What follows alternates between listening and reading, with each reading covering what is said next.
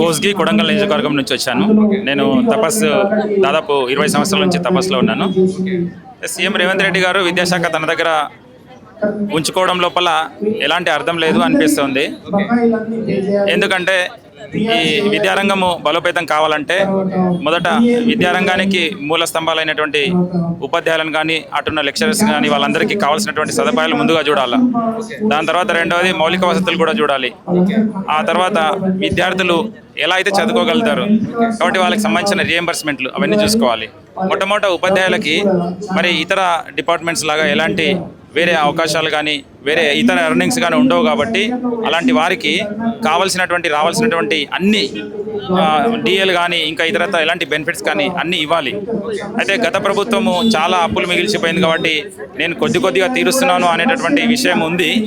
కానీ వాటితో పాటు ఏవైతే రావాల్సి ఉన్నాయో సహేతుకంగా అలాంటి వాటినన్నీ కూడా త్వరలో తీరుస్తేనే మరి బాగుంటుంది. తీర్చకపోతే ఇలాంటి ధర్నాలు ఇంకా పెద్ద ఎత్తున చేసే అవకాశాలు చాలా ఉన్నాయి. ఇదొక సంఘమే కాదు, ఇతర సంఘాలు కూడా సిద్ధమవుతున్నాయి. కాబట్టి త్వరలో రేవంత్ రెడ్డి గారికి సూచన ఏంటంటే త్వరగా ఎలాంటి నిర్ణయం తీసుకున్నా త్వరగా నిర్ణయాలు తీసుకొని మరి ఉపాధ్యాయుల యొక్క సమస్యలు పరిష్కరించాలని కోరుతున్నాను.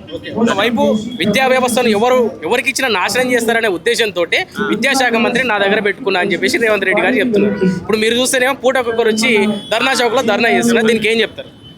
అంటే విద్యారంగంలో ఎవరిచ్చినా నాశనం చేస్తారు అంటే ఇది ఒక రకంగా తన తోటి ఎమ్మెల్యేలు కానీ తోటి పార్టీని కానీ ఇది అవమానించినటువంటి విషయమే. కాబట్టి విద్యారంగము తన దగ్గర ఉంచుకోవడం లోపల మరి ఏవైనా తెలియనటువంటి అంతర్గత లాభాలు ఏమైనా ఉన్నాయా అనేటటువంటి సందేహం అయితే ఉపాధ్యాయుల్లో ఉంది. మరి రెండవది చూస్తేనంటే ఈ విద్యారంగం లోపల విప్లవాత్మకమైన మార్పులు తీసుకొచ్చే అవకాశం కూడా ఉంటుంది. మరి ఆ రకంగా ఎలాంటి అడుగులు వేస్తున్నారనేది ఇప్పటివరకు అయితే ఏమీ కనిపించట్లేదు. మరి కొంతమంది సోకాల్డ్ మేధావులం అని చెప్పుకునేటటువంటి ఆకునూరు మురళి లాంటి వాళ్ళతోటి ఒక రాంగ్ గైడెన్స్ అనేది తీసుకోవడం వల్ల ఈరోజు మరి సమస్యలు ఉత్పన్నం జరుగుతుంది.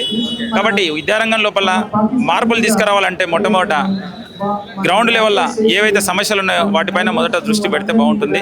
రీసెంట్గా ముఖ్యమంత్రి రేవంత్ రెడ్డి గారు కూడా నన్ను రాజీనామా చేయమంటారు విద్యాశాఖ మంత్రిగా, నేను చేయనంటే చేయను అని కూడా మాట్లాడుతున్నారు. ఏం చెప్తారు? మరి అంటే ఎవరికైనా తాను చేసే పని మంచిగానే అనిపిస్తుంది. అది అంటే ఒక ఎంపతి ప్రకారం చూసినట్లయితే సమస్యలు చాలా ఉంటాయి.